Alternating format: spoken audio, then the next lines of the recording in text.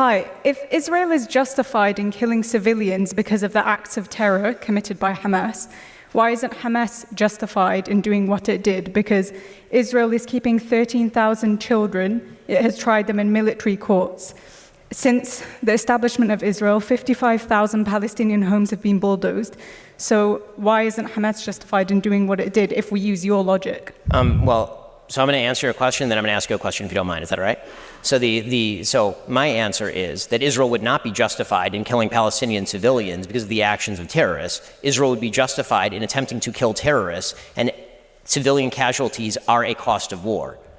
That is just a reality of life. During World War II, there were 70,000 Brits who died during the Blitz bombing, and there were 2 million Germans who died, civilians who died during World War II. And I don't see a lot of monuments in Britain because of the 2 million civilians who died in Germany. The costs of war are brutal, they're terrible, they're horrifying. There's a vast difference in moral scope between deliberately going into a civilian area and murdering everyone you can find and trying to kill a terrorist who is deliberately hiding beneath a civilian area, hiding their rockets in civilian areas, starving their own people.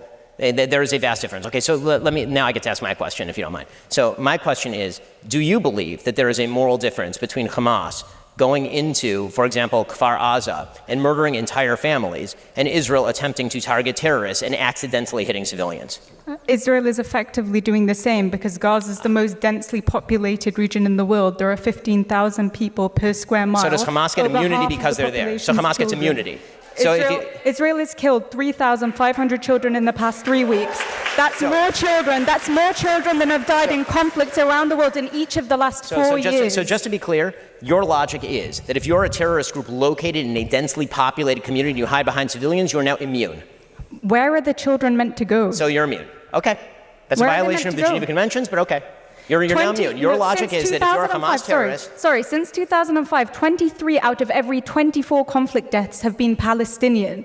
I don't see any moral equivalency there. It's clearly unjust what the IDF has been doing to the Palestinians because there's a vast disparity between the number of Palestinians being killed and the number of Israelis. I mean, I would certainly hope that Israel is killing more Hamas members. This isn't a conflict.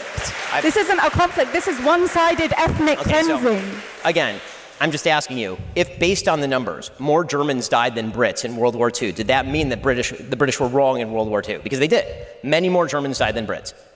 Based on the numbers, does that mean that Britain was wrong in World War II? Britain wasn't bombing civilians.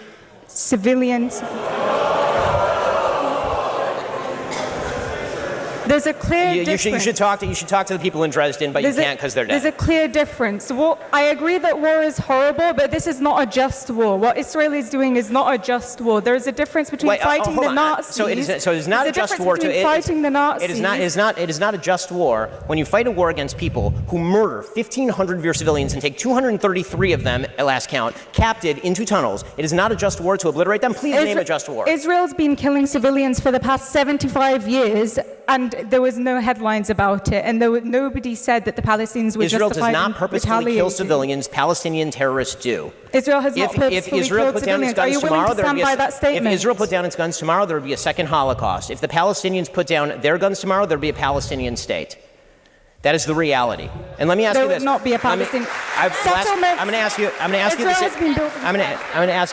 just going to ask you the last question, the same question I asked her. Which part of Palestine is occupied? The entirety of Palestine, but I'm not calling for the destruction of Jews. I appreciate you expressing your full genocidal intent for the Jewish people living between the river. Why is it genocidal to call for a state that is not apartheid? You can have a state where all citizens have equal rights, Jews and Muslims. I'm sure that's going to go amazingly under the same people who are governing the Gaza Strip, where currently 0 Jews live. In the interest of time, can we move on to the next?